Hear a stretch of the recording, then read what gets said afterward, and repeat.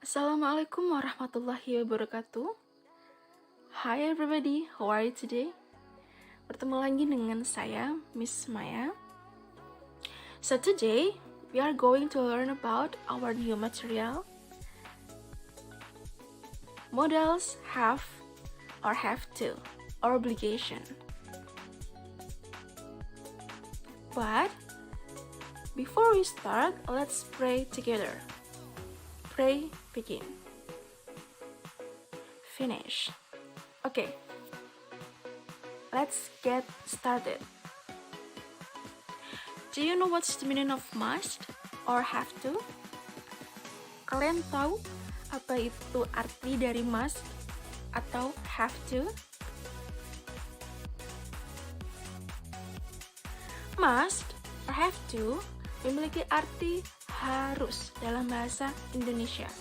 Biasanya, kedua kata ini digunakan untuk menyatakan sebuah keharusan atau obligation.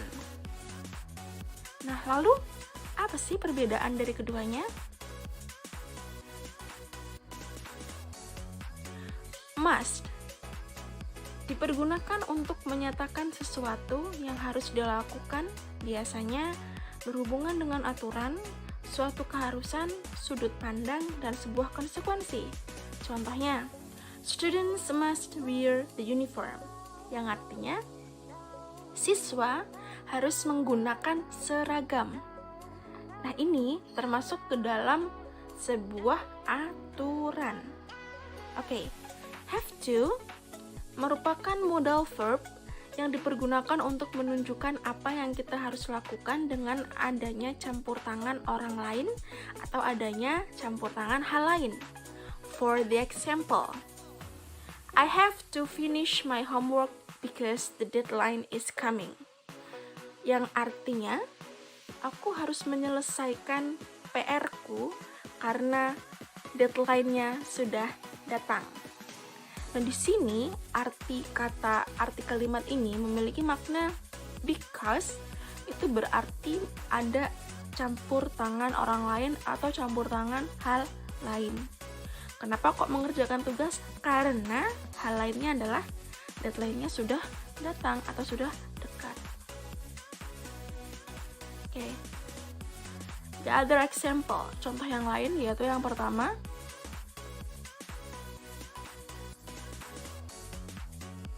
you must speak louder, I can't hear you.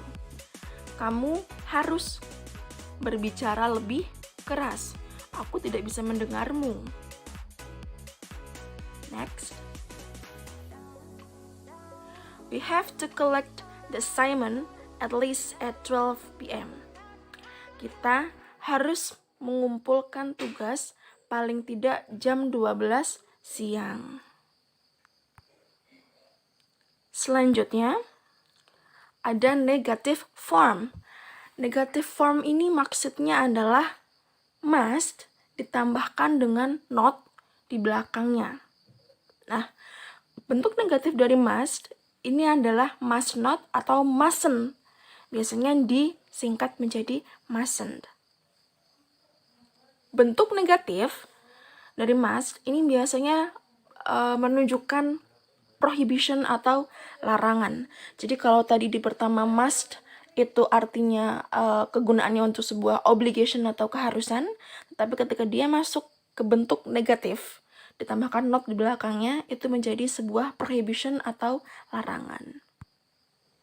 Next, bentuk negatif dari have to adalah do not have to atau does not have to.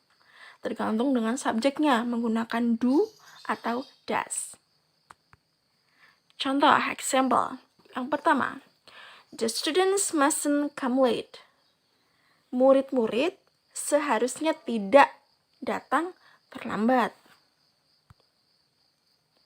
Kedua, they do not have to go. Mereka tidak harus pergi. Nah, ini kedua contoh ini adalah contoh negatif dari must not and do not have to or does not have to. Nah, itu tadi materi kita tentang must and have to. yang berkaitan dengan obligation atau keharusan. Thank you so much. Dan setelah ini nanti bisa langsung lihat tugas yang sudah saya berikan di Google Classroom. Thank you, and I close with wassalamualaikum warahmatullahi wabarakatuh.